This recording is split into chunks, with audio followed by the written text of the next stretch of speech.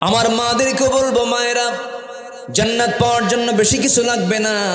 ফাতিমার দিকে তাকাবেন, আম্মা জান আয়েশার দিকে তাকাবেন, আসিয়ার দিকে তাকাবেন, খাদিজার দিকে তাকাবেন, রহিমার দিকে তাকাবেন। এনারা হচ্ছে আপনাদের মডেল। মারিয়ামের দিকে তাকাবেন। এই সমস্ত নারীকে আল্লাহ রাব্বুল আলামিন এত দাম, এত সম্মান দিয়েছেন।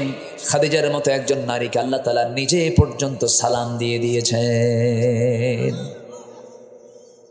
আমার ভাইয়েরা, সবার বাড়িতে মা বোন আছে। একজন মা যদি ভালো হয়ে যান, চারজন পুরুষ ভালো হয়ে যায়। এই জন্য মাদের ভালো হওয়া দরকার। বাড়িটাকে ইসলামাইজ করতে হবে, বাড়িকে সুন্দর করে কোরআন দিয়ে সাজায় নিতে হবে। ফজর আজান হবে, সঙ্গে সঙ্গে ঘুম থেকে উঠবেন, ওযু বানাবেন, প্রত্যেকটা ঘরে ঘরে নক করবেন, ছেলের ঘরে বলবেন, বাবা উঠো, সালাত। কি সালাত? মেয়ের ঘরে নক করবেন, মা উঠো, সালাত।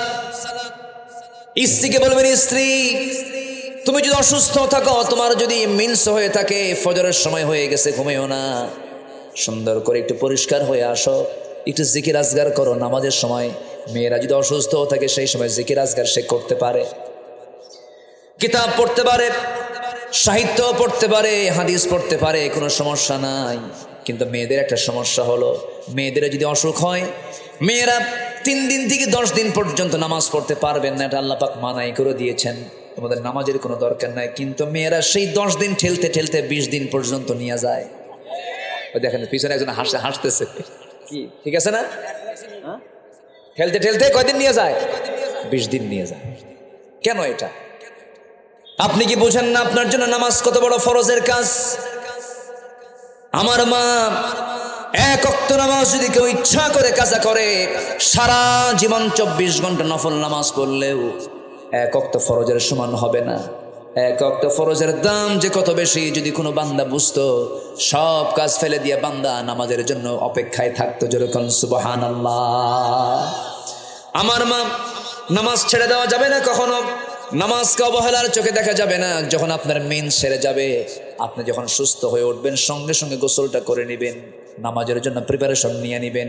আল্লাহ আপনাকে সুযোগ দিয়েছেন বলে সেই সুযোগের সন্ধান করতে করতে সময়টাকে লস করবেন না, নামাজটাকে নষ্ট করবেন না। আমার মায়েরা, খাদিজাকে ফলো করবেন, ফাতিমাকে ফলো করবেন। নবীজি তার 2টা মেয়েকে বিয়ে দিয়েছেন। একটা মেয়েকে বিয়ে দিয়েছেন বড় ধনীর সাথে, আরেকটা মেয়েকে বিয়ে দিয়েছেন বড় গরিবের সাথে। কিন্তু কোনো মেয়ে কি নবীর কাছে এসে কোনোদিন অভিযোগ দিয়েছে নাকি? কে আব্বা, ওই জামাই আপনার ধনী, আপনি আমার গরিব জামাইয়ের সঙ্গে বিয়ে দিলেন কেন? এরকম কথা কোনোদিন বলেন নাই। বরঞ্চ নবীজির 4টা মেয়ের মধ্যে সবচেয়ে ছোট মেয়েটাকে রাসূল সবচেয়ে বেশি পছন্দ করতেন। আদরের দুলালি ফাতিমা, আমার রাসূল তাকে খুব মহব্বত করতেন। সেই মেয়ে ফাতিমাকে বিয়ে দিয়েছেন ধনী ঘরে না গরিব ঘরে? বলেন, ধনী ঘরে না গরিব ঘরে? গরিব ঘরে বিয়ে দিয়েছেন। মা, গরিবের ঘর হয়তো পেয়েছেন অনেকে, চুল পরিমাণ মনক্ষুণ্ণ হবেন না, চুল পরিমাণ স্বামীকে খোঁটা দিবেন না, স্বামীকে গালমন্দ করবেন না। যখন বিয়ে দেওয়া হলো, রাসূল যখন বিয়ে দিবেন, ধনী ধনী পরিবারের সাহাবীরা এসে রাসূলকে প্রস্তাব করছেন। রাসূল বললেন, না, আমি তোমাদের কাউকে পছন্দ করি না, আমি যাকে পছন্দ করেছি সে তো আমার সামনে এখন আসে নাই। সবার শেষে সাইয়েদনা আলী নবীর সামনে এসে দাঁড়ালেন। রাসূল বলছেন, আলী তুমি কিছু বলবা নাকি? কি যে বলবো নিজেও জানি না। তুমি কি আমার মেয়েকে বিয়ে করবা নাকি? হুজুর দিলে করা যায়। রাসূল বলছেন, কিছু আছে নাকি? হুজুর কিচ্ছু তো নাই, ঘর নাই, বাড়ি নেই, আর কিচ্ছু থাকবে? কি থাকবে তোমার কাছে? কি আছে? এই যে তরবারি, এই যে ঢাল। রাসূল বললেন, তরবারি যুদ্ধে লাগবে, কিন্তু ঢাল ছাড়াও যুদ্ধ করা যায়, ঢালটা বিক্রি করে আসো। এই ঢাল বেচার টাকাই হবে আমার মেয়ের বিয়ের মহরানা। আল্লাহু আকবার বলেন। আল্লাহ রাব্বুল আলামিন বলেন, ইন্নাল্লাযীনা ইয়াতলুনা কিতাবাল্লাহি ওয়া আকামুস সালাতা ওয়া আনফাকু মিম্মা রাযাকনাহুম সিররান ওয়া আলানিয়াতান ইয়ারজুনা তিজারাতান লান তাবুর। জোরে বলুন আল্লাহু আকবার। আমার বন্ধুগণ, সূরাতুল ফাতির আয়াত নম্বর 29, আল্লাহ রাব্বুল আলামিন বলছেন, নিঃসন্দেহে যাদের ভিতরে 3টা আমল থাকবে তাদের কোনো লস নাই। এর মধ্যে 1 নম্বর হলো, ইন্নাল্লাযীনা ইয়াতলুনা কিতাবাল্লাহ। যারা 1 নম্বর, যারা আল্লাহর কালামকে সুন্দর করে যারা তেলাওয়াত করবে, জোরে বলে সুবহানাল্লাহ। যে বাড়িতে তেলাওয়াত আছে সেই বাড়িতে অসুখ থাকবে না। আল্লাহু আকবার বলবেন না? আমার দাদির তেলাওয়াত ছিল, নিজের চোখে দেখেছি। আমার দাদি 85 বছর বয়স পর্যন্ত খালি চোখে কোরআন পড়তেন। আমার বন্ধুগণ, দাদির যুগের মানুষগুলো সেই সময় কোরআন পড়তো। ফোরকানিয়া মাদ্রাসাগুলো ছিল গ্রামের মধ্যে, ঢুকলে পরে গুনগুন গুনগুন গুনগুন করে তেলাওয়াতের আওয়াজ কানে আসতো। কিন্তু সেই সোনালি দিনগুলো আজকে অতীত হয়ে গেছে, নাই। আজকে ভাবিরা ঘুম থেকে উঠে মাত্র সকাল 10টায়, কি ঠিক কিনা বলেন? অথচ রাসূল বলেছেন, বুরিকা লি উম্মতি ফি বুকুরিহা, আমার উম্মতের বরকতময় সময় হলো সকাল। আমার উম্মতের বরকতময় সময় কি বলেন? সকাল। সেই সকালটা ঘুমে কাটায় দেয়। অসুখ তো হবেই, অসুখ বিসুখ ছুটবে না কখনো যদি কেউ সকালে ঘুম থেকে না উঠতে পারে। সব বরকত, সব রহমত সকাল। তাহলে অসুখ শরীর থেকে তাড়ানোর জন্য কি তেলাওয়াত দরকার বলেন তো? বলেন বলেন বলেন, কি তেলাওয়াত দরকার? আল্লাহ রাব্বুল আলামিন বলেন, অনুনাজ্জিলু মিনাল কুরআনি মা হুয়া শিফাউ ওয়া রাহমাহ। কোরআন নাজিল করেছি তোমাদের উপরে, এটাকে শেফা করে দিয়েছি, আরোগ্য করে দিয়েছি, রহমত করে দিয়েছি। সকল রোগের শেফা হলো এই কোরআন। যদি কোনো বান্দা ইখলাসের সাথে যদি সূরা ফাতিহা পড়ে, হয়তো পানিতে একটু দম করে ফোঁ দিয়ে যদি সেই পানি পান করে, একমাত্র মৃত্যু রোগ ছাড়া সমস্ত রোগের ঔষধ আল্লাহ পাক এই সূরার মধ্যে রেখে দিয়েছে। ছোটবেলায় মা পাঠাতো হুজুরের কাছে, যেতাম, একটু ফোঁটু দিয়ে নিয়ে আসতাম। যেই মাথা নিচু করে বলতাম, হুজুর একটু মাথায় ফোঁ দিয়ে দেন। কিন্তু হুজুর খুব চালাকি করতো, আস্তে আস্তে পড়তো, জোরে জোরে বলতো না। তো পরে বড় হয়ে চিন্তা করে দেখলাম, না, হুজুর চালাকির কারণ আছে। হুজুর যেটা পড়তো সেটা আমারও জানা আছে। তার নাম হলো সূরা ফাতিহা। তার নাম কি? সূরা ফাতিহা। সম্মানিত বন্ধুগণ, আজকে দিন যত যাচ্ছে কোরআন বোঝা জানা তত সহজ হয়ে যাচ্ছে। জোরে বলি সুবহানাল্লাহ। আজ থেকে 100 বছর আগে যে ব্যাখ্যা ছিল না, সেই ব্যাখ্যা আজকে সায়েন্স ডেভেলপ হওয়ার কারণে কোরআন আরো সুন্দর করে মানুষের সামনে উপস্থাপিত হচ্ছে। আল্লাহু আকবার বলে। যেমন ধরেন, আল্লাহ পাক বহু উদাহরণ দিয়েছেন। যেমন এক জায়গায় আল্লাহ পাক মশার প্রসঙ্গ টেনেছেন। কিসের প্রসঙ্গ টেনেছেন? মশা। তো কাফের মুশরিকরা বলল, কোরআনের মতো কিতাবে আবার মশার কথা দেওয়ার, মশার উদাহরণ দেওয়ার কি দরকার ছিল?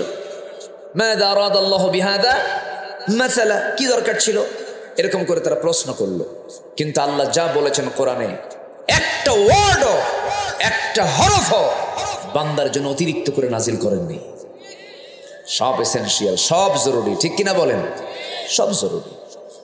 আল্লাহ রাব্বুল আলামিন বলেন, ইন্নাল্লাহা লা ইস্তাহি আন ইয়াদরিবা মাসালাম মা বাউদাতান ফামা ফাওকাহা ফাআম্মা আল্লাযীনা আমানু ফায়া'লামুনা আন্নাহুল হাক্কু মির রাব্বিহিম وأما الذين كفروا فيقولون ماذا أراد الله بهذا مثلا يضل به كثيرا ويهدي به كثيرا يضل به كثيرا ويهدي به كثيرا وما يضل به إلا الفاسقين। জোরে বলুন আল্লাহু আকবার। সূরাতুল বাকারা আয়াত নম্বর 26। আল্লাহ রাব্বুল আলামিন এখানে মশার দৃষ্টান্ত দিয়েছেন। যারা ঈমানদার তারা এর মধ্যে সত্যতা খুঁজে পেয়েছে, আর কাফেররা প্রশ্ন করেছে কি দরকার ছিল এই সমস্ত মিসালগুলো দেওয়ার। মশা, এই মশাটাকে আমরা যদিও ছোট চোখে দেখছি, এখন আমি প্রশ্ন করব আমার ভাইয়েরা, মশারি যে টাঙ্গায়, এটা মশা টাঙ্গায় না মানুষ টাঙ্গায়? হ্যাঁ, কারা টাঙ্গায় বলেন? মানুষ। মশা মানুষকে ভয় পায় না, মানুষ মশাকে ভয় পায়। বলেন, মানুষ মশাকে ভয় পায়। চিন্তা করে দেখেন, মানুষ, অথচ মশার ভয়ে রাতের বেলা জেলখানায় ঢুকে, চতুর্দিকে মশারি টাঙ্গায়, আবার ব্যাট একখানা হাতে নেয়। ওই যে যেটাতে মারে ওটাকে কি বলে? ইলেকট্রিক ব্যাট যেটা, ওটা আবার হাতে নিয়ে দেখে যে কোন দিক দিয়ে ঢুকলো, মারে। কি টেনশন, মশার কামড় খাওয়া যাবে না, ডেঙ্গু, পঙ্গু, চিকুনগুনিয়া, কত কি, ম্যালেরিয়া, অনেক কিছু। এই মশাকে আল্লাহ পাক কেন উদাহরণ দিলেন? সম্মানিত বন্ধুগণ, মশা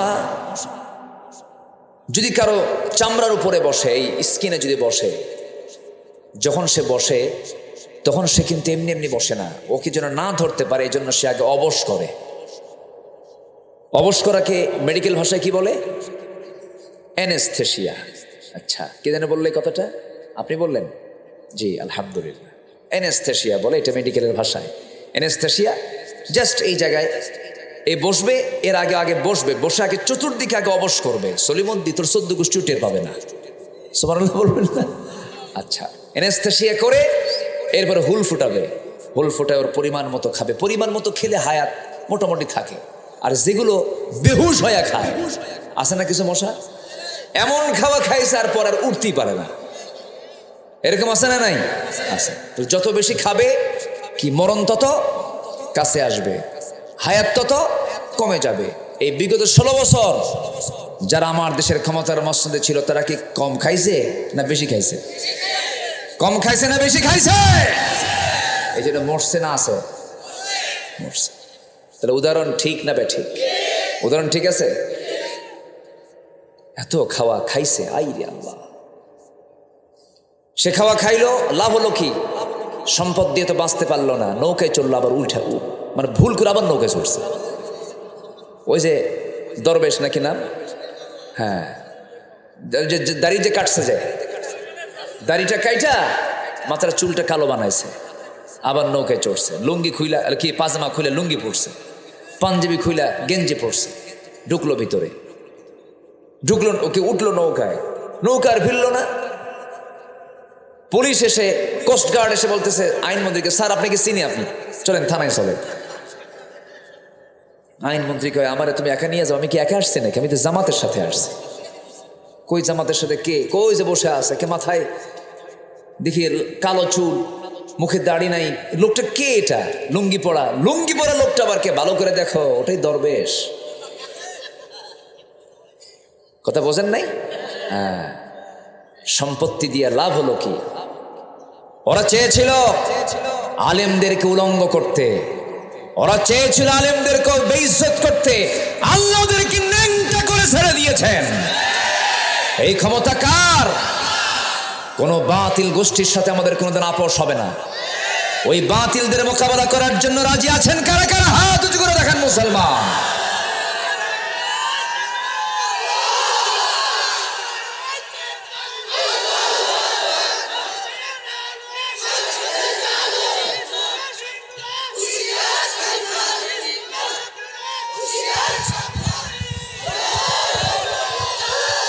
আল্লাহ কবুল করুন, জোরে বলি আমিন, আরো জোরে আমিন।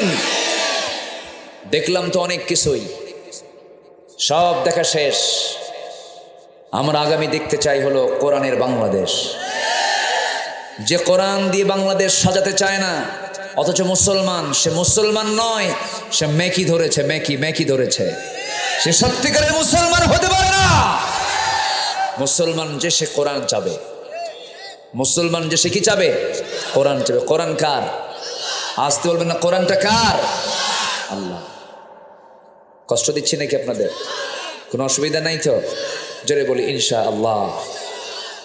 আগে কমিটির যাওয়া লাগতো থানায় পারমিশন নেওয়ার জন্য, আর এখন থানা থেকেই ফোন দিয়ে বলে কিছু লাগবে কি ভাই?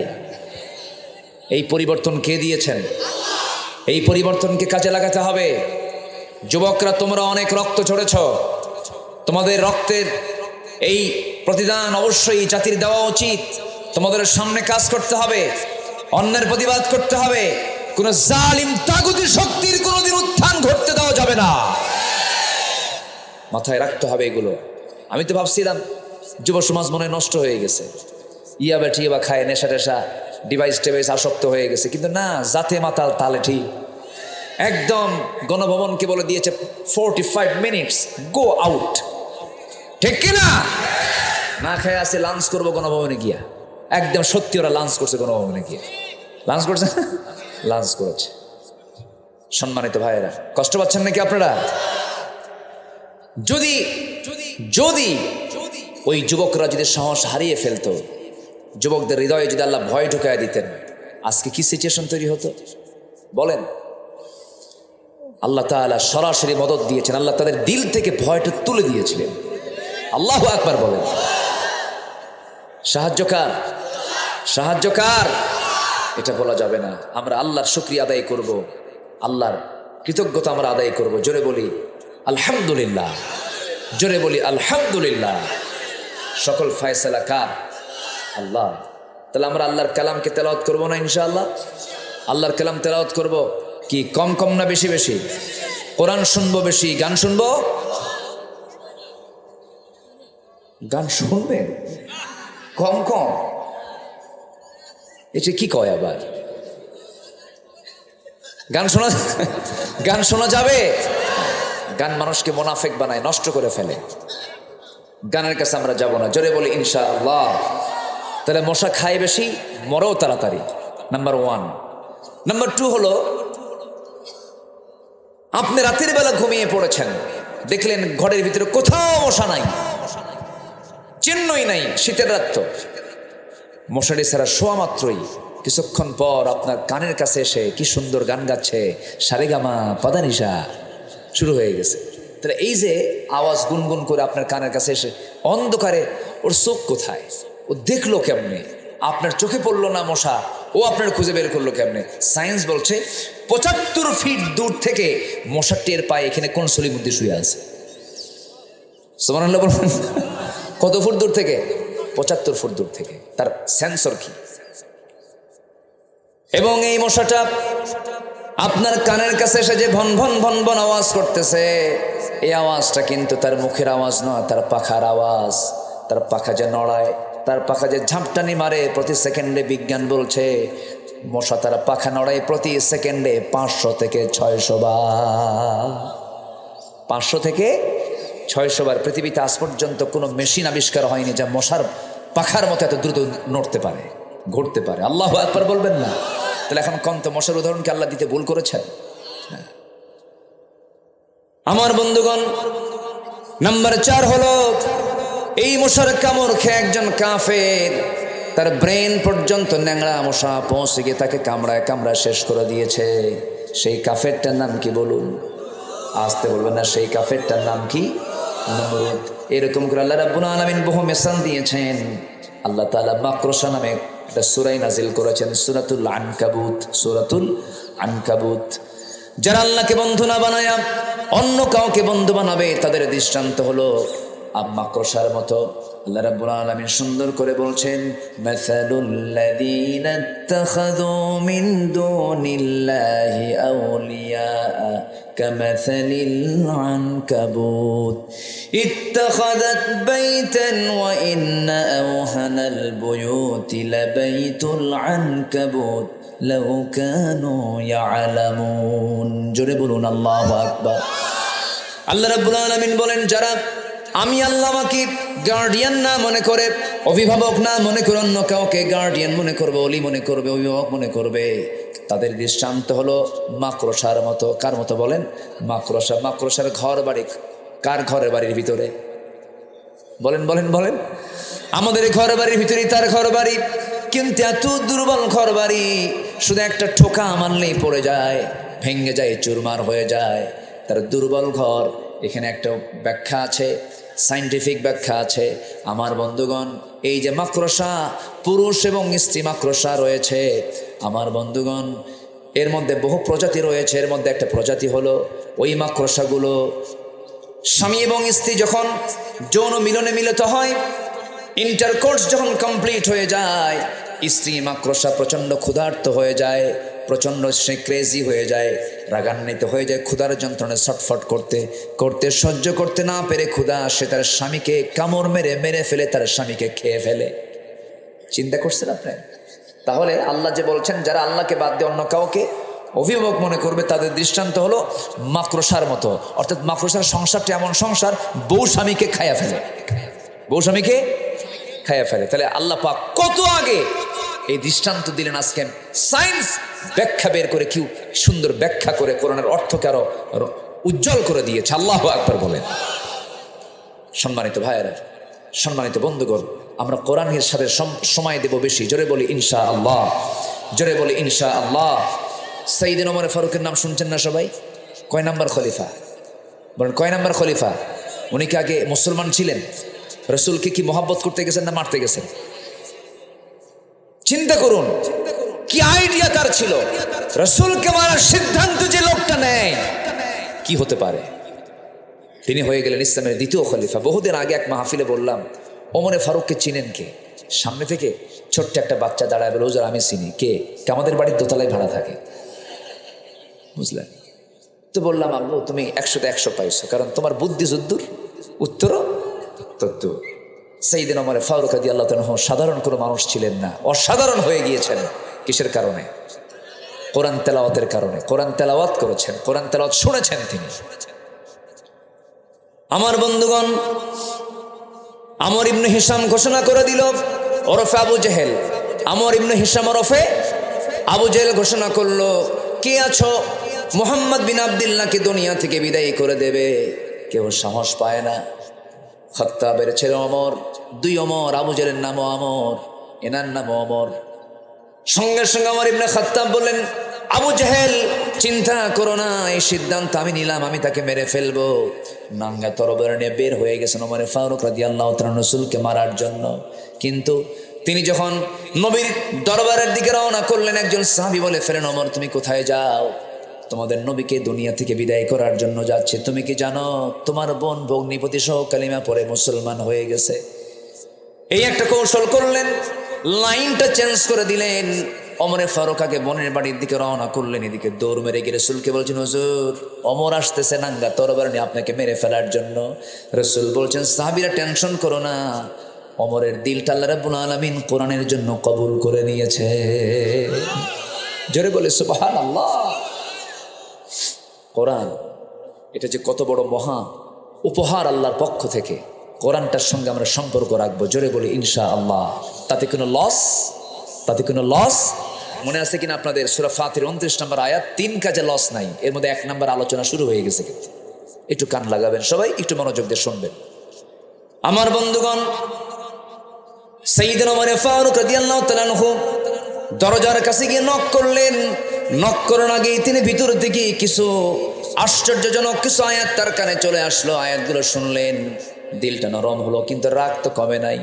দরজা খোলার সঙ্গে সঙ্গে বোনকে চপেটাঘাত করে জমিনে ফেলে দিলেন। বোন মার খেয়ে রক্তাক্ত হয়ে বলছে, ভাইরে তোমার দেহে যার রক্ত, আমার দেহ সেই পিতার রক্ত। তুমি সেই পিতার সন্তান, আমি যে পিতার সন্তান। আজকে তুমি যদি আমাকে মারতে মারতে দুনিয়া থেকে বিদায় করে দাও, আমি যে আল্লাহর কালামের মজা পেয়েছি, দিনের যে মজা পেয়েছি, আল্লাহর দিন থেকে 1 চুল পরিমাণ আমি তোমার বোন কখনো নড়ব না। জোরে কোন সুবহানাল্লাহ।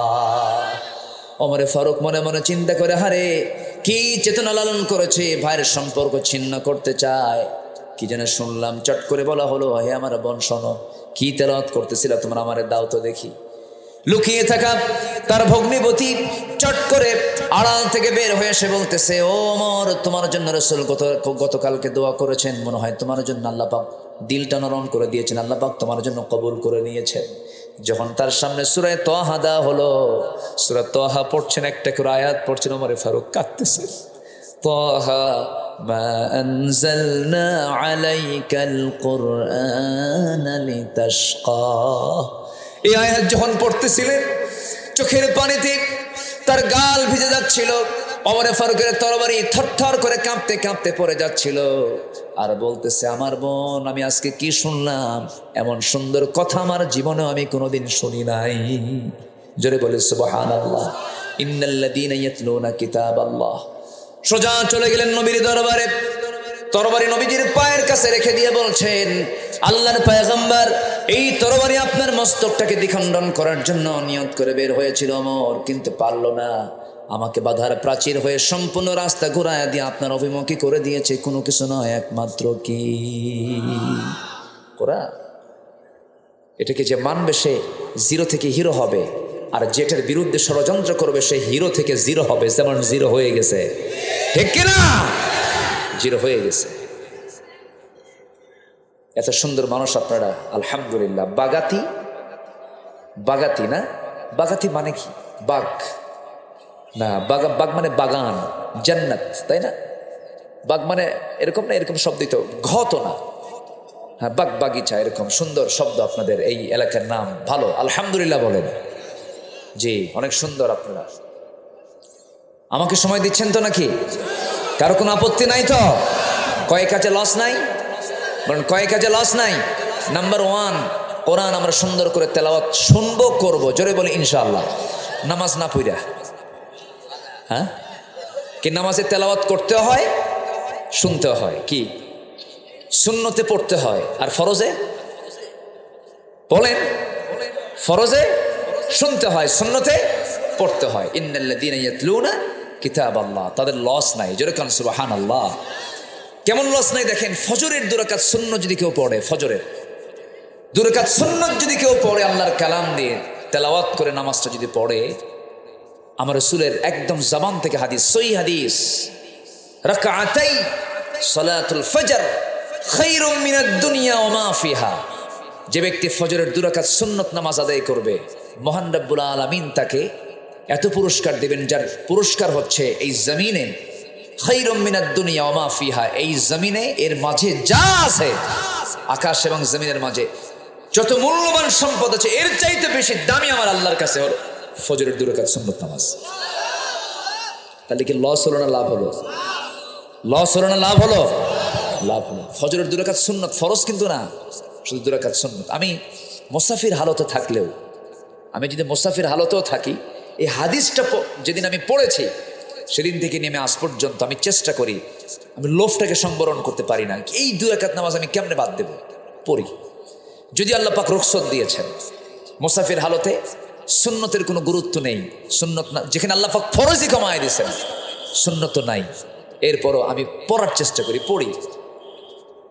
আমার কেমন যেন এটাকে মিস মনে হয়। সম্মানিত ভাইয়েরা, দুঃখ লাগে, ফজরে মুসল্লি নাই, জানেন? ফজরে মুসল্লি খুঁজে পাওয়া, আমি কি ভুল বলছি ভাই বলেন তো? আমি কি ভুল বলছি? আগের মসজিদের বেড়ার মসজিদে মুসল্লি ভরে যেত, আর এখন এসির মসজিদে মুসল্লি 3 জন, ইমাম, মুয়াজ্জিন, খাদেম। আমি কি ভুল বলতেছি? আসল মুসল্লি কোন ওয়াক্তের বলেন? কোন ওয়াক্তের মুসল্লি বলেন? আসল মুসল্লি কোন ওয়াক্তের হতে পারে? ফজরের। বলেন কোন ওয়াক্তের? বলেন। আসল মুসল্লি হলো ফজর। সবাই কি নামাজ পড়তে রাজি আছেন? কয় ওয়াক্ত নামাজ? কয় ওয়াক্ত নামাজ? 5 ওয়াক্ত নামাজ পড়বেন। কারা কারা একটু হাত তুলে দেখান তো দেখি। চিৎকার মেরে বলি, ইয়া আল্লাহ, আমাদেরকে তোমার কোরআন দিয়ে, তোমার কোরআন তেলাওয়াত করে ফজর, জোহর, আসর, মাগরিব, ইশা 5 ওয়াক্ত সালাত আদায় করার তৌফিক তুমি আল্লাহ দিয়ে দাও। জোরে বলি আমিন।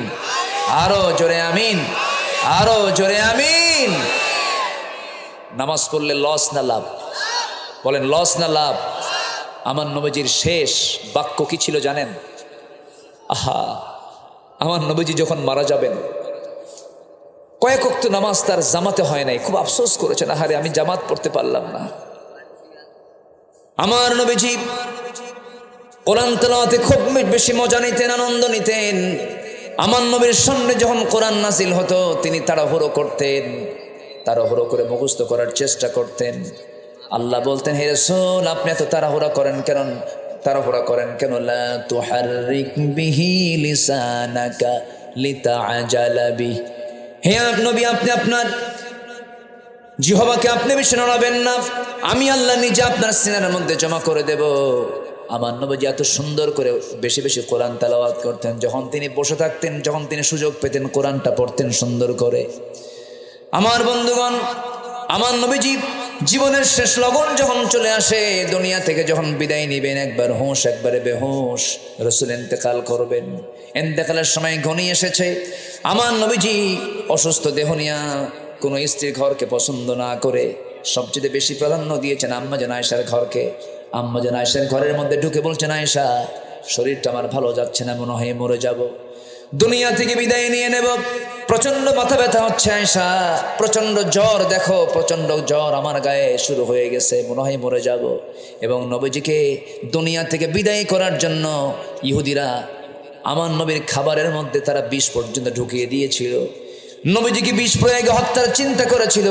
ওই খাবারের মধ্যে যে বিষ প্রয়োগ করা হয়েছিল সেই বিষ মিশ্রিত খাবার খেয়ে দুজন সাহাবী সঙ্গে সঙ্গে দুনিয়া থেকে বিদায় নিয়েছিলেন। রাসূল বেঁচে ছিলেন, কিন্তু শেষ জীবনে রাসূল যখন মারা যান বিষক্রিয়া দেখা দিল। খুব কষ্ট পাচ্ছিলেন রাসূল। রাসূল বলছেন, আয়েশা রে, মাথার চরম যন্ত্রণা, মাথায় একটু পানি ঢেলে দাও। তো পানি ঢেলে দেওয়া হলো, আজান দেওয়া হলো। সাইয়েদনা বেলাল যখন আজান দিলেন, নবীজি অভ্যাস অনুযায়ী আস্তে করে উঠে মসজিদে যাওয়ার জন্য প্রিপারেশন নিচ্ছিলেন। এমন সময় আম্মা জান আয়েশা দেখেন রাসূল মাথা করে পড়ে যেতে নিচ্ছেন, চট করে ধরে ফেললেন আর বলছেন, আমার স্বামী ইয়া রাসূলুল্লাহ, আপনি বুঝি আর জামাতে নামাজ পড়তে পারবেন না? আমার নবীজি বলে ফেলছেন, আয়েশা রে, মনে হয় আমার সেই শারীরিক শক্তিটা নেই যে আমি জামাতে নামাজ পড়াতে পারবো, কিন্তু নামাজ তো চালাতেই হবে। নামাজ তো একজন পড়াবেই, কিন্তু নামাজ পড়ানোর দায়িত্ব আমি কাউকে দেব না। তোমার আব্বা আবু বকরকে বলো আমার মুসল্লায় যেন দাঁড়ায় নামাজটা আদায় করে নেয়। রাসূল নেতৃত্ব দিয়ে সৃষ্টি করেছেন নামাজ থেকে। কিসের থেকে বলেন? নামাজ থেকে। সমাজের নেতৃত্ব আসতে হবে কিসের থেকে বলেন? নামাজ থেকে। যে সমাজের নেতৃত্ব নামাজ থেকে আসবে না তারা হবে চোর। তারা হবে কি? চোর। চাঁদাবাজি এখনো আছে না নাই? এখনো আছে, ট্রান্সফার হয়েছে, শুধু ব্যক্তি ট্রান্সফার হয়েছে। সাবধান হন, সাবধান হন। গাছের গোড়ায় নড়া দিছে, মামা বাড়ি দিল্লি গিয়ে পড়ছে। 25 বছর আগের বক্তৃতা করেছিলেন আল্লামা সাঈদ রাহিমাহুল্লাহ। গাছের গোড়ায় নাড়া দেব, মামা বাড়ি দিল্লি গিয়ে পড়বা। এই যে সিচুয়েশন তৈরি হয়েছে, আসুন দেশটাকে সুন্দর করে সাজাই। চাঁদাবাজি, টেন্ডারবাজি, পুকুর দখল, জমি দখল, এগুলোকে না বলুন। যদি জুলুমের মাত্রা বেড়ে যায় আবার কিন্তু নাড়া দিয়ে আবার আরেক জায়গায় পাঠায় দেবে, ঠিক কিনা? এজন্য সতর্ক হওয়া দরকার। সতর্ক হব আমরা। জোরে বলি ইনশাআল্লাহ, জোরে বলি ইনশাআল্লাহ। আমার নবীজি বললেন, আয়েশা বলে দাও তোমার আব্বা যেন আমার মুসল্লায় দাঁড়ায় নামাজটা পড়ান শুরু করে দেয়। ইমাম চেঞ্জ হয়ে গেছে, সাহাবায়ে কেরাম কান্নায় অস্থির হয়ে গেছে। সাহাবীরা কাঁদতেছেন, নবীজির কানে কান্নার আওয়াজ চলে আসছে। যারা মদিনা যারা জিয়ারা করেছেন, নবীজির হুজরাখানা যেটা ছিল সেটাই হলো এখন মাকবারা। আমার নবীজির মাকবারা হলো, নবীজির কবরটা হলো, যেখানে রাসূলের ঘরটা ছিল, আম্মা জানের ঘরটা ছিল, সেটাই হলো এখন কবর। আমার বন্ধুগণ, আমার নবীজি যখন বললেন আবু বকর আমার মুসল্লায় দাঁড়িয়ে নামাজ পড়াবে, নামাজ যখন শুরু হয়ে গেছে সাহাবায়ে কেরামদের মধ্যে কান্নার রোল পড়ে গেছে। নবীজির কানে সেই কান্নার আওয়াজগুলো আসতেছে। রাসূল বলছেন, আয়েশা রে, আমার সাহাবীরা কান্দে, আমার সাহাবীরা নামাজ পড়ে, আমাকে একটু নিয়ে যাও তো। জানালার কাছে নিয়ে যাওয়া হলো। জানালার কাছে উকি মেরে আম্মা জান আয়েশা তাকে ধরলেন। তিনি দেখতেছিলেন নামাজের দৃশ্যগুলো। নামাজের দৃশ্যগুলো দেখেন আর আমার নবীজির চোখের কোনা বেয়ে বেয়ে টপ টপ করে পানি পড়ে। নবীজি আমার কান্দেন। এবার বলছেন, ওরে আয়েশা, আমার সাহাবীরা দেখো কত সুন্দর করে নামাজ পড়তেছে। আম্মা জান আয়েশা বলছেন, ইয়া রাসূলুল্লাহ, সুন্দর করে নামাজ পড়ছে অথচ আপনি কাঁদতেছেন কেন? এটা আনন্দের সংবাদ। রাসূল বলছেন, আয়েশা রে, মানুষ দুইটা সময় কান্দে, একটা হলো চরম দুঃখের সময়, একটা চরম আনন্দের সময়। তুমি কি জানো এই নামাজ কায়েমের সংগ্রাম করতে গিয়ে কাফেররা মক্কার মাটিতে আমাকে সেজদারত অবস্থায়, রুকু থাকা অবস্থা আমার পিঠের উপরে পচা নাড়ি ভরি চাপায় দিয়েছে। আমি মুখ থুবড়ে জমিনে পড়ে গেছি। এই নামাজ কায়েমের সংগ্রাম করতে গিয়া তায়েফের মানুষ আমাকে পাগলা বলে আখ্যা দিয়া চোখা পাথর মেরে মেরে আমাকে রক্তাক্ত করে আমাকে জমিনে ফেলে দিয়েছে, ফেলে রেখেছিল। ওরে আয়েশা, এই নামাজ কায়েমের জন্য ওই মক্কা থেকে আমি বিতাড়িত হয়ে মদিনায় হিজরত করে এসেছি। ওই দিন কায়েমের জন্য, নামাজ কায়েমের জন্য কাফেররা উহুদের ময়দানে দেখো আমার সামনের দুটো দাঁত নাই, দাঁত ভেঙে দিয়েছে। ওই দিন কায়েমের জন্য, নামাজ কায়েমের জন্য খন্দকের পরীক্ষা খনন করতে গিয়া কোদাল মারতে মারতে আমার কোমরটা, দেখুন আমি কোমরটা সোজা করে দাঁড়াতে পারি না। ওরে আয়েশা, যেই নামাজ কায়েমের জন্য আমার কোমর গেল, দাঁত গেল, গোটা শরীরে ক্ষত বিক্ষত চিহ্ন, যেই দিন কায়েমের জন্য, নামাজ কায়েমের জন্য এতগুলো রক্ত আমার ঝরাতে হলো, সেই নামাজ আজকে রাষ্ট্রীয় পর্যায়ে কায়েম হয়ে গেছে। আয়েশা, এই চরম আনন্দ আমাকে দারুণ কাঁদাচ্ছে, আনন্দের কান্না আমি কাঁদতেছি। এরপরে রাসূল বলছেন, আয়েশা রে, আমি মনে হয় দুনিয়া থেকে বিদায় হয়ে যাব যে কোনো মুহূর্তে। আমার নবীজি তার কাছ থেকে বিদায়ের শেষ মুহূর্তে একটা হাদিস বর্ণনা করলেন, আয়েশা, আমার বুঝি বিদায় লগন চলে এসেছে, আমি মরে যাব। তুমি আমার পক্ষ থেকে লাস্ট মেসেজ তোমার আমার উম্মতকে জানায় দিবা। আমার উম্মতকে আমার জীবনের শেষ যে মেসেজটা দিয়ে গেলাম সেটা হলো আসসালাত আসসালাত ইমা মালাকাত আইমানুকুম, নামাজ সালাত সালাত, আমার উম্মতের কখনো 5 ওয়াক্ত নামাজ ছেড়ে দিবা না। আল্লাহ কবুল করুন, আল্লাহ কবুল করুন, আল্লাহ কবুল করুন, আল্লাহ কবুল করুন। কোরআন পড়ব নামাজের ভিতরে, আবার নামাজের বাইরেও আমরা কোরআন পড়ব। লস না লাভ? লস না লাভ? লাভ। কষ্ট দিচ্ছি আপনাদের, আলোচনা চালাই, জোরে বলি ইনশাআল্লাহ। আল্লাহ আমাকে কি দেননি ভাই বলেন তো? সবই তো দিয়েছেন, কিন্তু আমরা আল্লাহকে কিছু দিতে চাই না, নামাজ পড়তে চাই না। 24 ঘন্টা সময় দিলেন, আমাদের এই দেহে কত কি দিয়েছেন, কোথাও যাওয়া লাগবে না, শুধু মাথা থেকে পা পর্যন্ত একটু চিন্তা করে দেখবেন কি দেননি আল্লাহ, সব দিয়ে দিয়েছেন। আমাদের দেহে যে ডিএনএটা আছে, এই ডিএনএর দৈর্ঘ্য হচ্ছে 2000 কিলোমিটার, 2000 কোটি কিলোমিটার, 2000 কোটি কিলোমিটার। পৃথিবী থেকে সূর্য পর্যন্ত 50-12টা বেশি বার আসা যাওয়া করা যাবে। এত বিশাল হচ্ছে আমাদের একটা মানুষের ডিএনএ। আল্লাহু আকবার বলেন। সম্মানিত ভাই, আমাদের দেহে যে কোষ আছে, এই কোষের সংখ্যা হলো প্রায় 37.2 ট্রিলিয়ন। আল্লাহু আকবার বলবেন না? আরো জোরে বলে আল্লাহু আকবার। যে সেন্সরি রিসেপ্টর আছে তা হলো 110 মিলিয়ন। লোহিত রক্তকণিকা আরবিসি আছে হচ্ছে 30 ট্রিলিয়ন। মিলিয়ন না, বিলিয়ন না, ট্রিলিয়ন কিন্তু। আল্লাহু আকবার। শুধুমাত্র মস্তিষ্কের নিউরন সংখ্যা হলো 100 বিলিয়ন। 100 বিলিয়ন। সম্মানিত ভাইয়েরা, দেহের মোট ব্লাড ভেসেল আছে হচ্ছে 42 বিলিয়ন, যা 97 কিলোমিটার লম্বা। সামান্য ইয়ারফোনের 1.5 হাত তার, এরকম একটা ইয়ারফোন পকেটে থোয়ার পর আধা ঘন্টা পর বের করলে 4-5 পেঁচ লেগে যায়, সোজা হয় না। আর 97,000 কিলোমিটার লম্বা ব্লাড ভেসেল করেছেন, কোনোদিন পেঁচ লাগে না। তাও এই দেহের মধ্যে কে দিয়েছেন? আসতে বলবেন না, কে দিয়েছেন? এরপরও বান্দাকে আল্লাহ আমার দেখে না, আল্লাহর চোখ কানা হয়ে গেছে।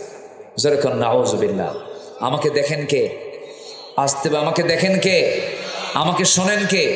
আমাকে জানেন কে? আমাকে বেশি বুঝেন কে?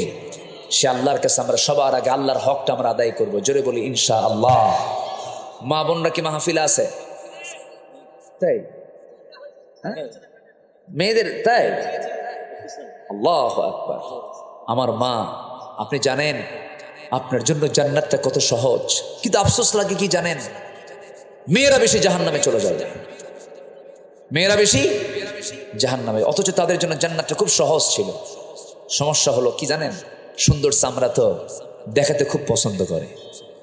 কি এই অসুবিধা কি? এই মানে রোগ, এই জীবাণু কি এলাকায় নাই? আসতে বলবেন না, আছে না নাই? এই ভাইরাস আছে না নাই? দেখাতে খুব পছন্দ করে। আবার কিছু স্বামীও আছে বদমাইশ মার্কা। বউ যদি একটু সুন্দর হয়, সুন্দরী বউ আবার ডিসপ্লে করে, আছে না? ডিসপ্লে করে দেখায়, দেখো আমার বউটা দেখতে কেমন দেখতো।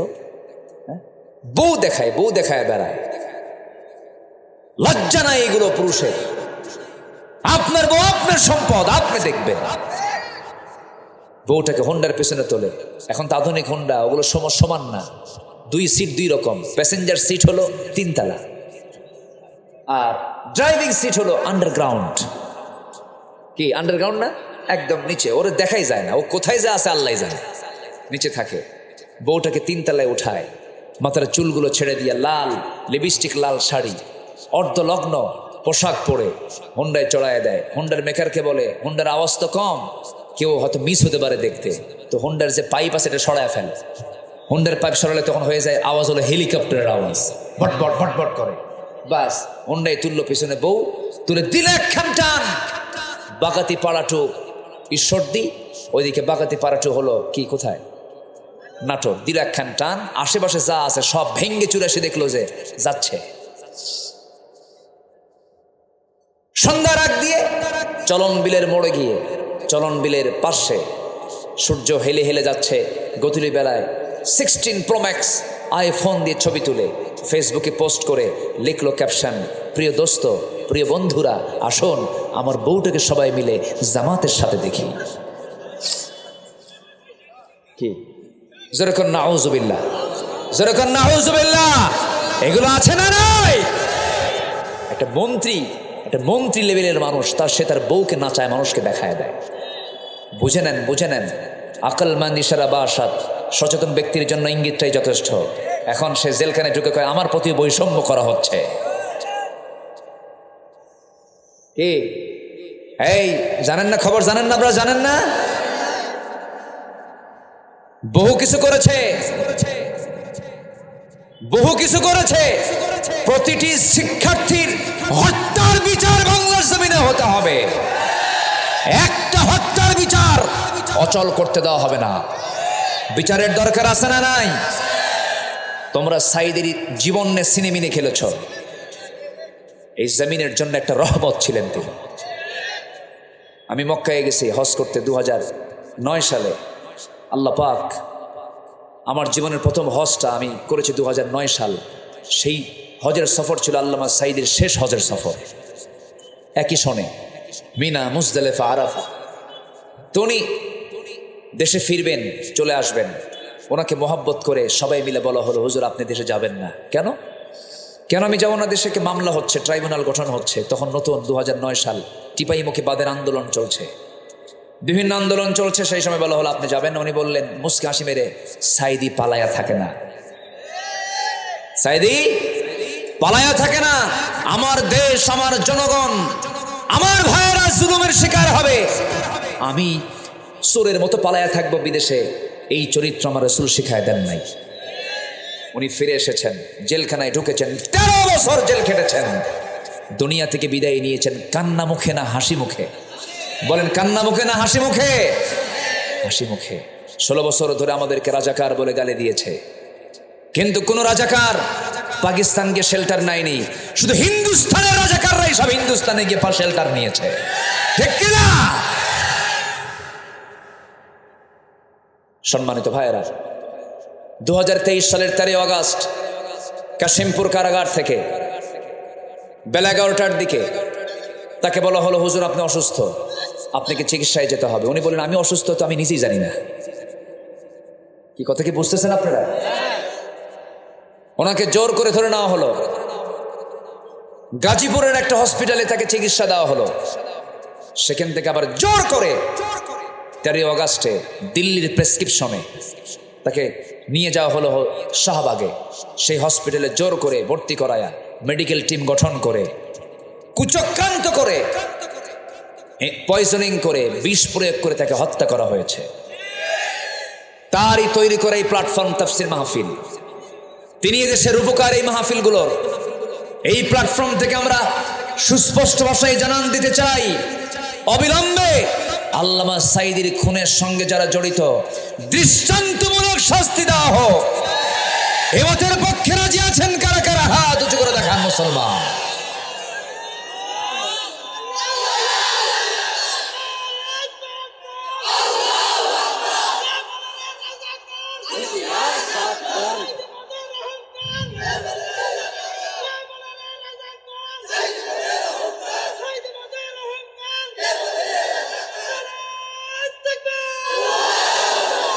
আল্লাহ কবুল করুন, জোরে বলি আমিন।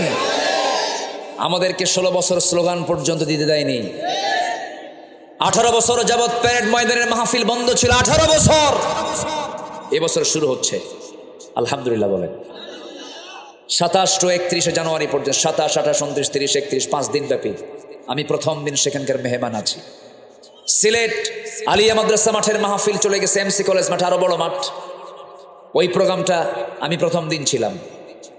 পাবনার দারুল আমান ট্রাস্ট, আপনাদের নিকটবর্তী এলাকা, এই মাহফিলটাতে আমার 12 বছর হলো যেতে দেয়নি। আল্লামা সাইদি 2010 সালে গ্রেফতার হওয়ার পর 11, 12, 13, 14 4 বছর আমি মাহফিল করেছি। 14 সালের দিকে পাবনার দই বাজার, নাম শুনছেন তো মনে হয়, পাবনার দই বাজারে মাহফিলকে কেন্দ্র করে আমাকে লক্ষ্য করে গুলি করা হয়েছে, মঞ্চাগুন ধরিয়ে দেওয়া হয়েছে, নিরাপরাধ মানুষগুলোকে জেলখানায় ঢুকে দেওয়া হয়েছে। শেষ পর্যন্ত 3 দিন পর একটা মামলা হয়েছে। সেই মামলার 1 নম্বর আসামি হলো আব্দুল্লাহ আমিন। কথা কি বুঝতেছেন আপনারা? মারামারি করলো ওরা, গুলি করলো ওরা, মামলা খেলে আমরা। সম্মানিত বন্ধুগণ, এই স্লোগানগুলো দিতে দেয়নি। একটা দেশের স্বাধীনতাকে যদি আপনি টিকিয়ে রাখতে চান, সবার আগে দিতে হবে মানুষকে কথা বলার স্বাধীনতা, ঠিক কিনা বলেন? আল্লাহর নাম, আল্লাহর নাম, আল্লাহর নামে স্লোগান দেওয়ার দরকার আছে না নাই বলেন তো? নারে তাকবীরের স্লোগানকে তারা বললো জঙ্গিবাদের স্লোগান, এটা দেওয়া যাবে না। সম্মানিত বন্ধুগণ, আজকে 5 মাস গত হতে চলছে, অগাস্ট, আজকে কি জানুয়ারি। এই 5 মাসে কোথাও কি জঙ্গি অভিযানের নাম শুনছেন আপনারা? এ তো মাঝে মাঝে শুনতাম আমরা। জঙ্গি অভিযানে বের হয়েছে, ক্রস ফায়ার দিয়া কিছু জঙ্গিকে আটক করে ধরে আনা হয়েছে। এই নাটক কিন্তু 16 বছর দেখেছি। এই 5 মাসে কিন্তু একটা জঙ্গি অভিযান নাই। মানে যিনি নাট্যকার তিনি দেশেই নাই, তিনি দিল্লিতে গিয়ে বসে আছেন। কি কথা ক্লিয়ার? আসেন দোয়া করি, আলোচনা চালাবো, জোরে বলি ইনশাআল্লাহ। অতএব যে দলই করেন সবার কাছে আমার আহ্বান, দল যেটা করেন আমি শুধু এতটুকুন বলবো, যে দলের নামের সাথে ইসলাম নাই সেই দল করা হারাম, ঠিক কিনা? যে দলের নামের সাথে ইসলাম নাই, চিন্তা করুন কত বড় মানে ধোঁকাবাজ। বিগত সরকারের আমলে ওই নেত্রী বলেছিলেন যে আমরা যদি আগামী নির্বাচনে ক্ষমতায় আসতে পারি মদিনার সনদে দেশ চালাবো। কিসের সনদে? মদিনার সনদে। দলটা কি ইসলামী? তাহলে ইসলামী দল না, সে কইলে কি কিসের সনদে দেশ চালাবে? তাহলে মদিনার সনদে দেশ চালালে কি নেত্রী কি নেতা হতে পারে? কি মহিলা কি নেতা হতে পারে? সে নিজেই তো আউট হয়ে যায়। কত বড় ধোঁকাবাজি! মদিনার সনদে দেশ চালায় না, কিন্তু মোদির সনদে দেশ চালাইছে। কিসের সনদে? মোদির সনদে। শুধু নয় কেন্না বাদ গেছে। কি ঠিক আছে না? হ্যাঁ, মোদি ঠিক আছে। সম্মানিত ভাইয়েরা, কষ্ট পাচ্ছেন না তো? দল করব কার? আসতে বল, দল করব কার? আচ্ছা, আমার রবকে, আমার আইনদাতাকে, আমার নেতা মুহাম্মদ সাল্লাল্লাহু, আমার দলের নাম ইসলাম। আমার দলের নাম কি? আমার সংবিধানের নাম হলো কোরআন। আল্লাহ আমার রব, রসুল আমার লিডার, কোরআন আমার সংবিধান, রসুল আমার নেতা, ইসলাম আমার হচ্ছে দলের নাম। এর বাইরে, এর ভিতরে আর কোনো কথা ঢুকানো যাবে না। এই যে 2-1 যে ওঠে, কি সমস্যা কি? হ্যাঁ, বসেন। কেউ তো উঠলেন নাই পর্যন্ত, একজন লোক ওঠেন না, আবার এখন ওঠা শুরু করলেন কেন? বসেন। কত সময় এদিক সেদিক চলে যায়, একটু বসেন। কয় কাজে লস নাই? বলেন, কয় কাজে লস নাই? কটা চলতেছে? একটা। আমরা আল্লাহর কালামটা সুন্দর করে পড়বো, জোরে বলি ইনশাআল্লাহ, জোরে বলি ইনশাআল্লাহ। আর মাত্র 1 মাস পর কিসের মাস আসতেছে? এই তো বলেন, জোরে বলেন, কিসের মাস? কি সুন্দর করে বললো, তাই না? আমি যেটা শুনতে চাইছি ওটাই শোনায় দিছে। কিন্তু আর মাত্র 1 মাস পর কিসের মাস আসতেছে? কোরআনের মাস। কোরআনটাকে পড়বো আমরা। জানেন, পৃথিবীতে সবচেয়ে তৃপ্তির জায়গা হলো কোরআন তেলাওয়াত। যখন কেউ কোরআনের অর্থ বোঝে, তার কাছে পৃথিবীর সবচেয়ে আনন্দের জায়গা হলো কোরআন তেলাওয়াত। সবাই কোরআনটাকে আমরা রপ্ত করার চেষ্টা করব, জোরে বলি ইনশাআল্লাহ। সায়েন্সের সূত্র জানলেন, কমার্সের পড়া পড়লেন, MBA করলেন, BBA করলেন, আইন পড়লেন, প্যানেল কোর্টের আইনগুলো মানে পড়াপট মুখস্থ করলেন, এত কিছু জানলেন, আপনি কোরআনের ভার্স আপনি জানলেন না, আপনি বড় বড় কপাল। এই জন্য আমরা কোরআনটার সাথে আমরা সম্পর্ক রাখবো, কম না বেশি? যার কোরআনের সঙ্গে সম্পর্ক বেশি, তার কার সাথে সম্পর্ক বেশি? আল্লাহর সাথে সম্পর্ক বেশি। আমার বন্ধুগণ, আমার মাদেরকে বলবো, মায়েরা, জান্নাত পাওয়ার জন্য বেশি কিছু লাগবে না। ফাতিমার দিকে তাকাবেন, আম্মা জান আয়েশার দিকে তাকাবেন, আসিয়ার দিকে তাকাবেন, খাদিজার দিকে তাকাবেন, রহিমার দিকে তাকাবেন। এনারা হচ্ছে আপনাদের মডেল। মারিয়ামের দিকে তাকাবেন। এই সমস্ত নারীকে আল্লাহ রাব্বুল আলামিন এত দাম, এত সম্মান দিয়েছেন। খাদিজার মতো একজন নারীকে আল্লাহ তাআলা নিজে পর্যন্ত সালাম দিয়ে দিয়েছেন। আমার ভাইয়েরা, সবার বাড়িতে মা বোন আছে। একজন মা যদি ভালো হয়ে যান, 4 জন পুরুষ ভালো হয়ে যায়। এই জন্য মাদের ভালো হওয়া দরকার। বাড়িটাকে ইসলামাইজ করতে হবে, বাড়িকে সুন্দর করে কোরআন দিয়ে সাজায় নিতে হবে। ফজর আজান হবে, সঙ্গে সঙ্গে ঘুম থেকে উঠবেন, ওযু বানাবেন, প্রত্যেকটা ঘরে ঘরে নক করবেন, ছেলের ঘরে বলবেন, বাবা উঠো, সালাত। কি সালাত? মেয়ের ঘরে নক করবেন, মা উঠো, সালাত।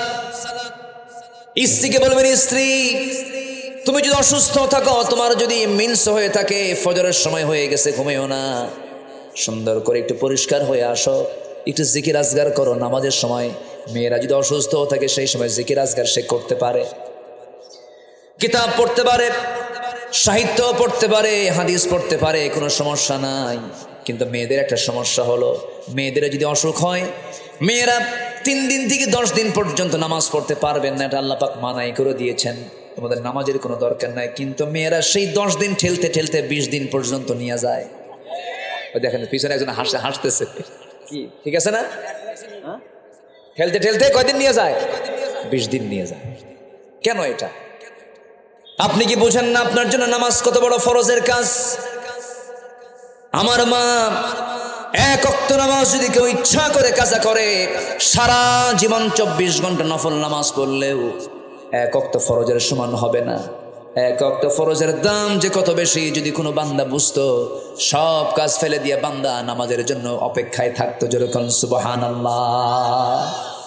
আমার মা, নামাজ ছেড়ে দেওয়া যাবে না কখনো, নামাজকে অবহেলার চোখে দেখা যাবে না। যখন আপনার মেন সেরে যাবে, আপনি যখন সুস্থ হয়ে উঠবেন, সঙ্গে সঙ্গে গোসলটা করে নেবেন, নামাজের জন্য প্রিপারেশন নিয়ে নেবেন। আল্লাহ আপনাকে সুযোগ দিয়েছেন বলে সেই সুযোগে সন্ধান করতে করতে সময়টাকে লস করবেন না, নামাজটাকে নষ্ট করবেন না। আমার মায়েরা, খাবিদাকে ফলো করবেন, ফাতিমাকে ফলো করবেন। নবীজি তার 2টা মেয়েকে বিয়ে দিয়েছেন। একটা মেয়েকে বিয়ে দিয়েছেন বড় ধনীর সাথে, আরেকটা মেয়েকে বিয়ে দিয়েছেন বড় গরিবের সাথে। কিন্তু কোনো মেয়ে কি নবীর কাছে এসে কোনোদিন অভিযোগ দিয়েছে নাকি? কে আব্বা, ওই জামাই আপনার ধনী, আপনি আমার গরিব জামাইয়ের সঙ্গে বিয়ে দিলেন কেন? এরকম কথা কোনোদিন বলেন নাই। বরঞ্চ নবীজির 4টা মেয়ের মধ্যে সবচেয়ে ছোট মেয়েটাকে রাসূল সবচেয়ে বেশি পছন্দ করতেন। আদরের দুলালি ফাতিমা, আমার রাসূল তাকে খুব মহব্বত করতেন। সেই মেয়ে ফাতিমাকে বিয়ে দিয়েছেন ধনী ঘরে না গরিব ঘরে? বলেন, ধনী ঘরে না গরিব ঘরে? গরিব ঘরে বিয়ে দিয়েছেন। মা, গরিবের ঘর হয়তো পেয়েছেন অনেকে, চুল পরিমাণ মনক্ষুণ্ণ হবেন না, চুল পরিমাণ স্বামীকে খোঁটা দিবেন না, স্বামীকে গালমন্দ করবেন না। যখন বিয়ে দেওয়া হলো, রাসূল যখন বিয়ে দিবেন, ধনী ধনী পরিবারের সাহাবীরা এসে রাসূলকে প্রস্তাব করছেন। রাসূল বললেন, না, আমি তোমাদের কাউকে পছন্দ করি না, আমি যাকে পছন্দ করেছি সে তো আমার সামনে এখন আসে নাই। সবার শেষে সাইয়েদনা আলী নবীর সামনে এসে দাঁড়ালেন। রাসূল বলছেন, আলী, তুমি কিছু বলবা নাকি? কি যে বলবো নিজেও জানি না। তুমি কি আমার মেয়েকে বিয়ে করবা নাকি? হুজুর, দিলে করা যায়। রাসূল বলছেন, কিছু আছে নাকি? হুজুর, কিচ্ছু তো নাই, ঘর নাই, বাড়ি নেই, আর কিচ্ছু থাকবে? কি থাকবে? তোমার কাছে কি আছে? এই যে তরবারি, এই যে ঢাল। রাসূল বললেন, তরবারি যুদ্ধে লাগবে, কিন্তু ঢাল ছাড়াও যুদ্ধ করা যায়, ঢালটা বিক্রি করে আসো। এই ঢাল বেচার টাকাই হবে আমার মেয়ের বিয়ের মহরানা। আল্লাহু আকবার বলেন। সামান্য কিছু মহরণা দিয়ে বিয়ের ব্যবস্থা রাসূল করেছেন। আর এখনকার মেয়ের বাপরা ছায়া থাকে 20 লাখ টাকা মহরণা ধার্য করিয়া। ডাকাত, ডাকাত কি ডাকাতি তো এটা। এটা কেন করবেন আপনি? ছেলের যে সামর্থ্য থাকবে সেটা সে করবে। যুবকরা, তোমার একটু আওয়াজ দাও না কেন? তোমার পক্ষে এত কই, কিছু কও না তুমি।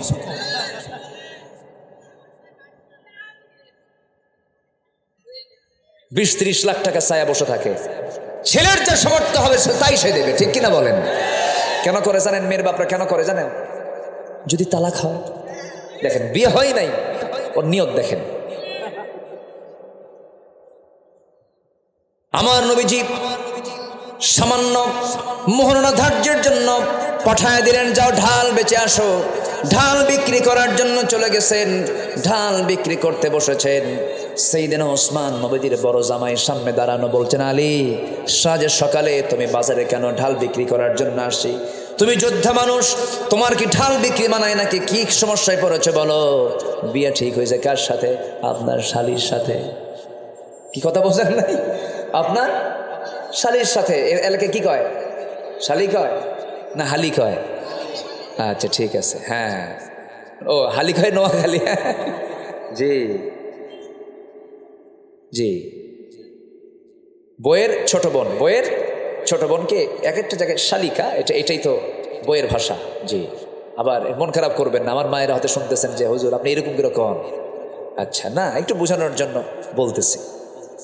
তামান নবীজি বড় জামাই বললেন, বিয়ে ঠিক হয়েছে? হ্যাঁ, আচ্ছা ঠিক আছে, ঢালটা দাও।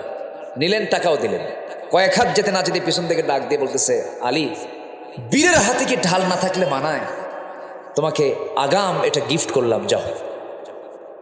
ঢালটাও দিয়ে দিলেন, টাকাও নিলেন, ঢালও নিলেন। নবীর সামনে দাঁড়ায় গেলেন। রাসূল বলছেন, ও আলী, ঢাল মনে হয় বিক্রি হয় নাই, কেমন করে কি করা যায় বলো? হুজুর, ঢালটা বেচে ফেলছি। তাহলে হাতে আবার ঢাল কেন? হুজুর, ঢালটা আমাকে আবার উপহার দিয়েছে, এই যে টাকা, এই যে ঢাল। তুমি কার কাছে বিক্রি করতে গেছো? হুজুর, ওসমান। লোক আর খুঁজে পাওয়া নাই। নিজের মধ্যে এই ঘটাঘটি করছো না? আমি বড় জামাইকে বলতে পারলাম না, তার আগে তুমি বলে আসছো, তাহলে আমি এটা কেমন কথা হলো বলো তো? আচ্ছা, কোনো মেয়ের বাপ যদি বিয়ে ঠিক করে, কোনো মেয়ের বাপ যদি বিয়ে ঠিক করে কিন্তু বড় জামাইকে বলে নাই, তাহলে কি হবে বলেন তো? কি হতে পারে? কি হতে পারে? বইয়ের দিকে তাকাইবার কবে, তোর বাপ একখান জিনিস রে, কি ঠিক আছে না? ধমকাবে। কিন্তু আমার নবীর জামাই তো ওইরকম না। আমার নয় ছেঁচড়া জামাই, খালি দাওয়াত খাওয়ার জন্য পাগল হয়ে থাকে, কিন্তু ওরকম জামাই তো আর আমার নবীর জামাই না। বললেন, ঠিক আছে, সমস্যা নাই, যাও, তোমার জন্য দোয়া করে দিই। ওসমান তার জন্য দোয়া করে দিলেন। আমার নবীজি বিয়ে দিলেন। বিশ্বের সবচাইতে অনড়ম্বরপূর্ণ বিয়ে, কোনো ঘটাঘটি নাই, কোনো খরচ নাই, কোনো গায়ে হলুদ নাই। গায়ে হলুদ হালাল না হারাম? হারাম। আগের দিন চলে আসে বিয়ানের বাড়িতে। বিয়ান, আসসালামু আলাইকুম। বিয়ান, শোনেন, আপনি কিন্তু বিয়ের দিন আসবে, আপনি 3 দিন আগে আসবেন, মানে আকাম কুকাম করে দেবো, ঠিক কিনা? এগুলো হারাম। এগুলো কি হারাম? এগুলো অন্য সংস্কৃতি, মুসলমানদের সংস্কৃতি এগুলো নয়। ওই যুবকরা, শোনো, তোমার গ্রামের আশেপাশে বিয়ের অনুষ্ঠানে যদি ডিজে বাজায়, লাঠি দিয়ে পিটাইয়া ভাঙ্গা সোজা করে দিবা, কি ঠিক কিনা? এই গ্রামে মাহফিল হলে এই গ্রামে আর কোনো যাত্রা চলবে না, অন্য কোনো সৎ অসামাজিক কোনো কাজ চলতে দেওয়া যাবে না। কি আমি কি বিপদে ফেলে দিলাম নাকি? যুবকরা, ভালো আছে যেখানে, মন্দ থাকা যাবে না। আমার নবীজি বিয়েটা দিয়ে বললেন, মা চলে যাও, স্বামীর ঘরে যাও। এখন থেকে বাবার ঘরের চাইতে স্বামীর ঘর শ্রেষ্ঠ। সুবহানাল্লাহ বলবেন না? যাও, সংসার করে খাও। কিন্তু আমার মেয়ে, শোনো, এই যে বিয়ে দিলাম, স্বামীর ঘরে চলে যাচ্ছ, স্বামী তোমাকে আমি এমন স্বামী দেই নাই যে স্বামীটা তোমার জন্য খারাপ হবে। আমি জানি আমার আলী কেমন। এই যে বিয়ে দিলাম, মৃত্যুর দিন পর্যন্ত স্বামীর বিরুদ্ধে একটা নালিশ যেন আমার কানে না আসে। আর আজকের মেয়ের বাপরা বিয়ে দিয়ে বলে, মা যা, মোবাইল নিয়ে থাকবি, যদি কোনো কিছু হয় শুধু খবর দিবি, খাইয়া ফালাবো। কি আছে না নাই বলেন তো? অশান্তি, এগুলো করা যাবে না। স্বামী স্ত্রী বন্ধনটা হলো জান্নাতি বন্ধন। এই জায়গায় অন্য কেউ ঢুকলি কি শান্তি না অশান্তি? স্বামী স্ত্রীর ঝুট ঝামেলা মিটাবে কয়জন? 2 জনই। বলেন কয়জন? 2 জনই। খালি বলতে শিখতে হবে সরি। কি বলতে হবে? সরি। স্বামী ভুল, সরি। বউ ভুল, সরি। খালি সরি বলবেন, কোনোদিন গন্ডগোল লাগবে না। আর যদি কয় আমি কি ভুল করছি নাকি, কি কথা কি বোঝেন নাই, তাহলে মনে করেন আর জীবনে কোনোদিন মিল হবে না। যে স্বামী স্ত্রীর মুখে শুধু ঘন ঘন সরি থাকবে, ঠিক আছে, ওকে, দুঃখিত, আমি ভুল করেছি, আমাকে মাফ করে দাও, সেও যদি বলে আমি ভুল করেছি, মাফ করে দাও, জান্নাতের টুকরা। জোরে কোন সুবহানাল্লাহ। কি ওয়াজগুলো দরকার আছে না? দরকার আছে না? নাই? তবে বেশি পুরুষরা বলবে একটু সরি, পুরুষরা একটু বেশি বলবে, মেয়েরা একটু কমই কয়। ওরা যদি একবার বাঁক ধরে সোজা হয় না। এই সোজা, এই ঠিক জোরে বলিও না, শুনলো, বাড়িতে বাড়ি যেতে হবে না। জি হ্যাঁ, খুলিকাত মিন দিলাইন, মেয়েদেরকে সৃষ্টি করা হয়েছে বাঁকা হাড়ে, এই জন্য সোজা করতে গেলে ভেঙ্গে যাবে, বলেছেন মুহাম্মদ সাল্লাল্লাহু আলাইহি ওয়াসাল্লাম। মেয়েটাকে বিয়ে দিলেন, চলে গেলেন তিনি স্বামীর ঘরে। স্বামীর ঘরে গেলেন কিন্তু ঘরই নাই। কি নাই? ঘর নাই। ভাড়া ঘরে থাকলেন। কি ঘরে? ভাড়া ঘরে। নবীজি 3 দিন পার হতো না, রসুল চলে যেতেন ফাতিমাকে দেখতে। রসুল বলতেন, আমি 3 দিন আমার ফাতিমাকে না দেখলে, 3 দিন যদি না দেখি আমার ভাল লাগে না। মেয়েকে বিয়ে দিয়ে রসুল কখনো দূরে রাখতে দেননি, কাছে কাছে রেখেছেন, ফাতিমাকে দেখতে গেছেন ঘন ঘন। সুবহানাল্লাহ বলেন। রসুল মেয়েদেরকে খুব পছন্দ করতেন। মেয়ের বাপরা যারা আছেন, আপনারা বড় ধন্য যে মেয়ের বাবা হতে পেরেছেন। রসুল কিসের বাবা ছিলেন? মেয়ের বাবা। কিন্তু কিছু কিছু মেয়ের বাপ আছে, 4-5টা যদি মেয়ে হয় তখন বউকে গালিগালাজ করে, তোর পেট আসলেই পচা, এরকম কিছু পুরুষ আছে না? আল্লাহ কয় তোর কপাল ভালো, আর ও কয় তোর পেট পচা। এরকম কিছু পুরুষ আছে না নাই? আল্লাহ যার কল্যাণ চান তাকে মেয়ে দেন। আল্লাহ যখন রহমত দেন তখন বৃষ্টি দেন। আল্লাহু আকবার বলেন। বৃষ্টি রহমত, মেয়ে রহমত। আল্লাহু আকবার বলেন। অসুস্থতা রহমত, অসুস্থতা রহমত। অসুস্থ যদি কেউ হয় তখন ভাবতে হবে আল্লাহ আমার মধ্যে রহমত করছেন। সুবহানাল্লাহ বলেন। কখন এগুলোকে মন খারাপ করা যাবে না। আমার এক মুসল্লি ছিল, হাই স্কুলের হেডমাস্টার। তার 7টা মেয়ে। কয়টা মেয়ে? 7টা মেয়ে। আবার তার স্ত্রী গর্ভে। 7টা মেয়ে হওয়ার পর আবার স্ত্রী গর্ভে। স্ত্রীর গর্ভে বাচ্চা চলে আসছে। তো 8ম বাচ্চা আবার মেয়ে হয়েছে। 8 নম্বর কি হয়েছে? আবার মেয়ে। গোটাল গোষ্ঠী গিয়ে বাড়িতে হাজির হয়েছে। সবার চোখ গরুর মতো, এরকম বড় বড় চোখে বলে, লজ্জা নাই? বারবার বাচ্চা নাও, আর নিবা না বাচ্চা, নাম রেখে দাও ইতি, সমাপ্তি, আর না চাই না। কি কথা কি বুঝতেছে না? নাম রেখে দাও। তো আমাকে বলে, হুজুর আমাকে এরকম করে গোটাল গোষ্ঠী এসে আমাকে এরকম ধমকায় আর বলে এই নামগুলো রেখে দাও। তো আমি বললাম, সব শোনার পর, আমি তো শিক্ষিত মানুষ, উনি বলতেছে, আমি তো পড়াশোনা করেছি, আমি তো বুঝি। আমি বললাম যে আমার সন্তানের 8ম বাচ্চার মেয়ে সন্তানের নাম রেখে দিলাম আশা, মানে আরো হোক। আল্লাহর শুকরিয়া আদায় করার মতো কিছু বাবা আছে না নাই? কখনো মন খারাপ করবেন না। যার ঘরে মেয়ে বেশি তার ঘরে রহমত দিয়ে ভরা। খালি বোরকা পরায় রাখবেন, পর্দায় রাখবেন, ওই মেয়ে আপনাকে জান্নাতের দরজায় পৌঁছায় দেবে। জোরে বলে সুবহানাল্লাহ। আচ্ছা, বাপকে বেশি মহব্বত করে কে, ছেলে না মেয়ে? দেখছেন কি সুন্দর করে জোরে বলে। আবার মেয়ে শুন হলে পরে মন খারাপ করেন কেন? মেয়ের বাড়িতে বাবা গেলে কি যে খুশি হয়, আল্লাহু আকবার। আর ছেলের ঘরে বাপ থাকলে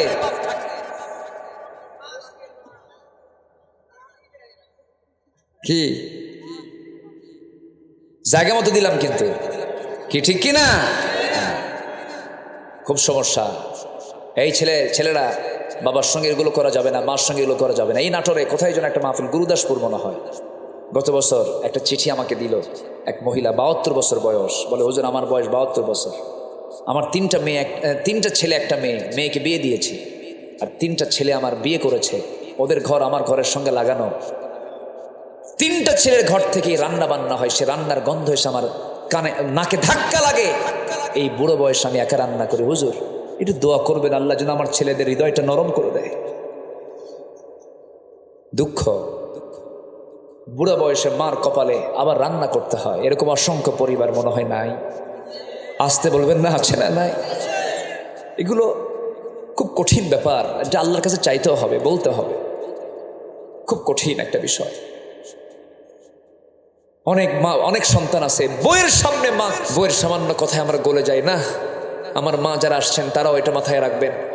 আপনি আপনার শাশুড়িকে সম্মান করবেন, আপনার মাকে অন্য মহিলা সে সম্মান করবে, এগুলো মাথায় রাখবেন। পৃথিবীর কোনো মানুষকে ছোট চোখে দেখবেন না। আপনি কি জানেন আপনার জান্নাতটা মার ওই পায়ের নিচে আল্লাহ পাক রেখে দিয়েছেন? জোরে করেন সুবহানাল্লাহ, আরো জোরে বলেন সুবহানাল্লাহ। আমার একটা ছোট্ট আল্লাহ পাক ছেলে দান করেছেন, একটু বড় হয়েছে, হাফেজ হয়েছে। একদিন মার সঙ্গে দেখি যে খুব চোখ রাঙ্গায় কথা বলে। হয় না, এরকম করে না, বাচ্চারা করে, চোখ রাঙ্গায় কথা বলে। আমি আস্তে করে ছেলেটার হাত ধরলাম, ধরে বললাম, বাবা তুমি কি জানো তোমার মায়ের এই পাটার দাম কত? তোমার মায়ের এই পায়েরটার দাম কত তুমি জানো? তোমার এই মায়ের এই 2 পায়ের নিচে আল্লাহ পাক জান্নাত রেখে দিয়েছে। এত দাম তোমার মায়ের এই পায়ের। ভাইরে, পরিবারে ইসলাম শিখাবেন, দিন শিখাবো আমরা। জোরে বলি ইনশাআল্লাহ, আরো জোরে বলি ইনশাআল্লাহ। আল্লাহ কবুল করুন, জোরে বলি আমিন। আমার মা নামাজ পড়বেন, পর্দায় থাকার চেষ্টা করবেন, দিন মানবেন, কোরআনটাকে ফলো করবেন, গোটাল বাড়িটাকে কোরআন দিয়ে সাজায় ফেলবেন। ছেলেকে বলবেন, বাবা আজকে তোমার চোখ দিয়া, কান দিয়া আর অন্তর দিয়ে কি কি গুনাহ করছো কও। বোঝেন নাই? রাতের বেলা খবর নেবেন, তুমি আজকে তোমার চোখ দিয়া, কান দিয়া আর অন্তর দিয়ে কি গুনাহ করছো কও। ইন্নাস সামআ ওয়াল বাসারা ওয়াল ফুআদা কুল্লু উলাইকা কানা আনহু মাসউলা। বলবেন, বাবা আজকে কি হাদিস পড়েছো? না। আজকে কি কোরআন পড়েছো? না। তুমি কি আজকে নামাজ 5 ওয়াক্ত নিয়মিতভাবে সময় মতো পড়েছো? আব্বা পড়ছি, কিন্তু নিয়মিত হয় নাই, কালকের থেকে নিয়মিত করবা। আমার দিন আজকে যা হবে, কালকের দিনটা হতে হবে অনুন্নত না উন্নত? বলেন বলেন বলেন বলেন। আজকে যতবার মিথ্যা কথা বলেছি, কালকে আমার মিথ্যার পরিমাণ কি বাড়বে না বন্ধ হবে? বন্ধ হবে। এইভাবে আমরা আমাদের জীবনকে উন্নত করার চেষ্টা করি। সম্পদ বৃদ্ধি জীবনের উন্নতি নয়, ঈমান বৃদ্ধি, উন্নত চরিত্র হলো মানুষের মূল বৃদ্ধি, মূল বরকত। আল্লাহ কবুল করুন, জোরে বলি আল্লাহুম্মা আমিন। এই মাহফিল কত বছর যাবত চলে? ফাহিম কোথায়? ফাহিম, হ্যাঁ ফাহিম। ফাহিম খুব টেনশনে ছিল যে মাহফিল হুজুর আসে কিনা। হ্যাঁ ফাহিম আমাকে কতবার ফোন দিছে, কত টেনশন একটা মাহফিল করতে গেলে, কত পেরেশানি। আল্লাহ তুমি এই মাহফিলকে কবুল করো, জোরে বলি আল্লাহুম্মা আমিন। আমি খুবই আনন্দিত, আপনারা এত সুন্দর মানুষ, একদম মনোযোগ দিয়ে পিন পতন নীরব হয়ে এত রাত পর্যন্ত ঠান্ডার ভিতরে মাটিতে বসে কোরআনগুলো শুনতেছেন। বলি আলহামদুলিল্লাহ, জোরে বলি আলহামদুলিল্লাহ। আল্লাহ তুমি এই মাহফিলকে কবুল করে নাও। সম্মানিত ভাইরা, নাম্বার 2 হচ্ছে যে ব্যবসায়ী কোনো লস নাই, নামাজ কায়েম করা। নামাজ কি করা বলেন তো? কায়েম করা। নামাজ পড়বো এবং নামাজ কায়েমের সংগ্রাম করব, সেই দল করব যে দল আল্লাহর দল। আল্লাহু আকবার বলেন। যারা বিড়ি খায়, গাঁজা খায়, তোমার হাতে নেশা তুলে দেয়, তোমাকে চাঁদাবাজির জন্য তোমাকে পাঠায় দেয়, ওই সমস্ত নেতৃত্বের মুখে আমরা জুতা মারি, থুতু মারি, যাব না সেই দিকে। নামাজ কায়েমের সংগ্রাম করব, জোরে বলি ইনশাআল্লাহ। নাম্বার 3 হলো আল্লাহর পথে আমরা খরচ করব, গোপনে এবং প্রকাশ্যে। আল্লাহ তাআলা বলছেন যে ডান হাতে দান করবে, বাম হাত জানবে না, বাম হাত দেবে, ডান হাত জানবে না। আমি আল্লাহ তাআলা নিজে থেকে আরশ আজিমের মেহমান বানাবো, আরশ আজিমের ছাই আমি তাকে জায়গা করে দেব। আসুন না আমরা এই 3টা আমল করি। 1 নম্বর হচ্ছে তেলাওয়াত করব কার কালাম? নামাজ বাদ দিয়া, নামাজ সহ, জোরে বলি ইনশাআল্লাহ। নাম্বার 2 হলো নামাজ কায়েম করব, জোরে বলি ইনশাআল্লাহ। নাম্বার 3 হলো খরচ করব কার পথে? কার পথে? এই 3টা কাজ আমরা করব। ইয়ারজুনা তিজারাতাল লান তাবুর, তার ব্যবসায় কোনো লস নাই, জোরে কোন সুবহানাল্লাহ। যে যেখানে আছেন কেউ যাবেন না, একটু নামাজের মতো করে বসি, নামাজের মতো করে বসি, তাশাহুদের সূরতে বসে যাই। জি, আমরা আল্লাহর কাছে চাবো আল্লাহ যেন আমাদের গুনাহগুলোকে মাফ করে দেন, জোরে বলি আল্লাহুম্মা আমিন। মঞ্চের পেছনে কবরস্থান আছে, কবরবাসী শুয়ে আছেন, আমরা তাদের জন্য দোয়া করব। আল্লাহ তুমি কবরবাসীর কবরটাকে জান্নাতের টুকরা বানাও, জোরে বলি আল্লাহুম্মা আমিন। সবাই নামাজের মতো করে বসি, সবাই বলি সুবহানাকা আল্লাহুম্মা ওয়া বিহামদিকা আশহাদু আল্লা ইলাহা ইল্লা আনতা আস্তাগফিরুকা ওয়া আতুবু ইলাইকা। চিৎকার মেরে বলি আল্লাহ আমার জীবনের সগীরা কবীরা, ছোট বড় সব গুনাহ তুমি আল্লাহ মাফ করে দাও, জোরে বলি ইয়া রাব্বাল আলামিন, ইয়া রাব্বাল আলামিন। জি, আমরা দোয়ার দিকে যাব। আমরা চাইবো কার কাছে? আল্লাহর কাছে। আল্লাহ যেন আমাদের গুনাহগুলোকে মাফ করে দেন, জোরে বলি আমিন।